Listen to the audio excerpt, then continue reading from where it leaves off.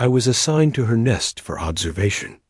She took it as a bonding ritual. The xenobiologist had made a terrible mistake, Dr. Marcus. Webb realized this approximately 47 minutes into his assignment. When the Krell warrior he was supposed to observe began arranging heated stones around his sleeping mat, the mission parameters had been clear. Spend 2 weeks in close proximity to a Krell soldier, document her behaviors, and report findings to the Galactic Council. The Krell were recent additions to the Alliance, having joined only after their homeworld faced extinction from a rogue comet. Humanity had diverted it, earning their cautious gratitude. Now, the Council wanted to understand these enigmatic reptilian warriors better, and Marcus had drawn the assignment. Nobody mentioned that. Krell used the same word for observation and courtship preparation. The warrior's name was Sheska, and she stood nearly 8 feet tall, covered in emerald scales that caught the dim light of her quarters. Her quarters, which Marcus now shared, consisted of a single large chamber aboard the Alliance cruiser, Valiant Dawn. The temperature had been raised to accommodate her biology, leaving Marcus sweating through his uniform within the first hour.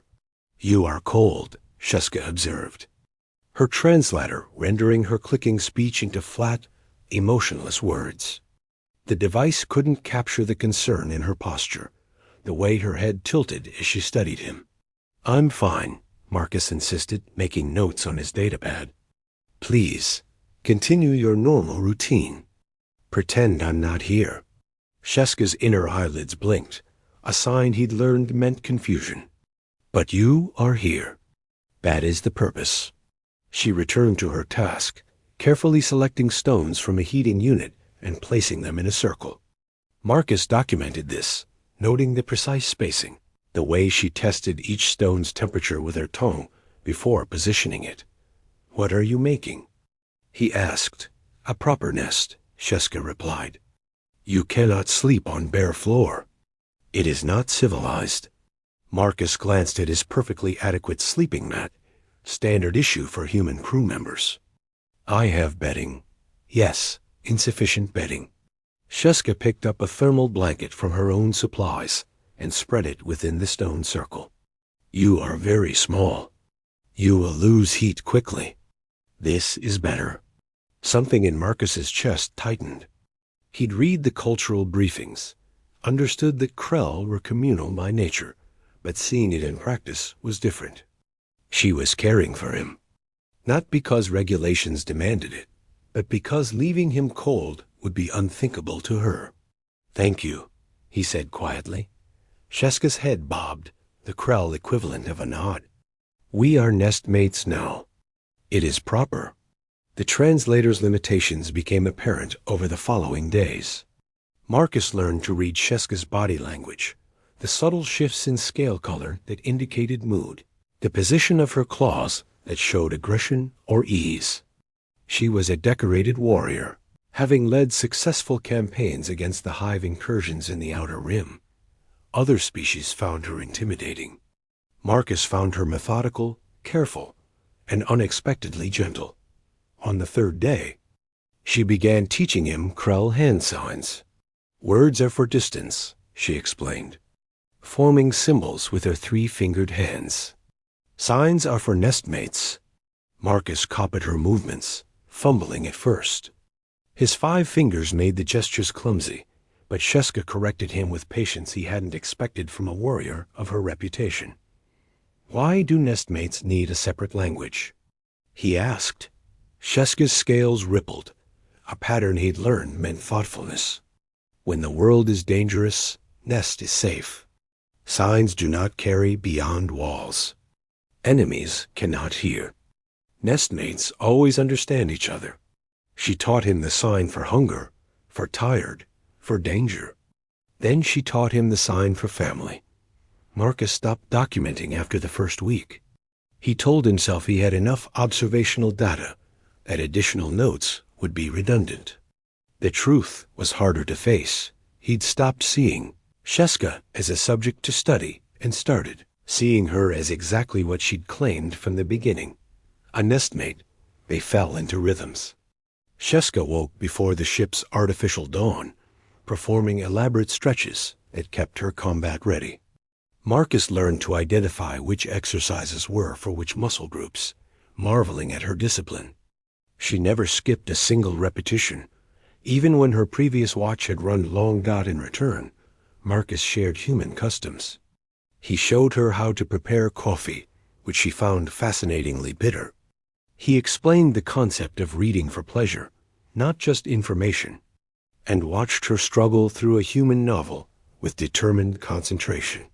"Your stories are strange," she said one evening, her claws carefully turning pages. "This human? He wants to climb a mountain simply to stand on top." "It's about the challenge," Marcus explained. "Overcoming something difficult just to prove you can." Sheska's scales shifted to a warm amber. The color he'd learned meant respect. "This I understand. Krell have similar drives. We call it testing of spirit. What's your testing of spirit?" She was quiet for a long moment. "I wanted to be first Krell to master human combat techniques. Others said our bodies too different, our thinking too different. I studied your mixed martial arts, your boxing, your weapons forms." Her claws flexed. "Now I teach them to Krell soldiers. We are stronger for learning from nestmates." The word nestmates had shifted meaning somewhere along the way. Marcus couldn't pinpoint when. On the 10th day, the ship encountered a distress signal. The captain diverted course, and the crew prepared for possible combat. Marcus was ordered to the civilian safe room, but Sheska refused to let him leave her quarters. "You are my responsibility," she said, blocking the door with her bulk. "Nestmates stay together in danger." "I'll be safer in the designated area," Marcus argued. Sheska's scales darkened to deep green, almost black. "You will be safer where I can protect you." They compromised. Marcus stayed in her quarters while she armed herself, watching her transform from his gentle companion into the warrior the Galactic Council had described in briefings. She checked every weapon twice, ran system diagnostics on her armor, and placed herself between Marcus and the door. The distress signal turned out to be a false alarm, a damaged probe sending automated messages. But Marcus couldn't forget the absolute certainty in Sheska's voice, the way she'd prioritized his safety above regulations and protocol. That night, he asked her about Krell bonding rituals. "I think I've been missing something," he admitted. "The council sent me to observe you, but you keep using the word nestmate. What does that actually mean to your people?" Sheska's scales rippled through several colors before settling on soft gold. "Nestmate is family. Not blood family, but chosen family. We share space, share food, share protection. When Krell warrior takes nestmate, it is sacred trust." Marcus's mouth went dry. "And you think I'm your nestmate?" "You are in my nest," Sheska said simply. "You accepted the sleeping circle I built. You learned nest signs. You share meals with me. How are you not nestmate?" "The council sent me to study Krell behavior," Marcus said carefully. "It's a research assignment." Sheska's head tilted. "And you think this changes what we have done together? You think giving it different name makes a different thing?"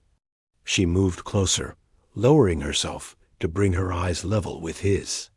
"Human words confuse, but actions are clear. You could have refused my care. You could have demanded distance. You chose to stay, to learn, to share my space. These are choices of nestmate." Marcus found himself without argument. She was right.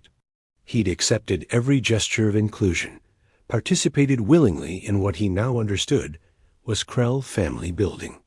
And somewhere in the process, he'd stopped thinking of her as alien and started thinking of her as Sheska, his friend, his protector, his nestmate. "I'm sorry," he said. "I didn't understand what I was accepting." Sheska's scales brightened. "But do you regret?" The question hung between them. Marcus thought about the heated stones arranged for his comfort. The patient lessons in Krell communication, the absolute certainty with which she defended him during the false alarm. He thought about sharing coffee and novels, about learning her stretching routines, about the warmth of her presence in the quiet ship nights. "No," he said, "I don't regret it at all." The report Marcus filed with the Galactic Council was thorough and professional. He documented Krell's social structures, communication methods, and warrior culture with academic precision. He noted their capacity for forming bonds across species lines, their fierce loyalty once trust was established, and their sophisticated understanding of consent and mutual obligation. What he didn't include was the request he'd filed simultaneously with ship administration: permanent reassignment as cultural liaison to Krell integration efforts. The position would be based on the Krell homeworld, requiring extended cohabitation with Krell families to facilitate human understanding of their society. It would require living in a nest. When Sheska received news of his decision, her scales turned brilliant gold, the color of pure joy. She made the sign for family, then added a new one he hadn't learned yet. "What does that mean?" Marcus asked. "Forever nest mate," she said. "The one who chooses to stay." Marcus repeated the sign, getting it right on the first try. Sheska's rumbling purr filled their quarters, a sound of contentment he'd come to treasure. The Galactic Council had sent him to observe alien behavior. Instead, he'd learned that family wasn't defined by species or biology, but by the choice to care for so.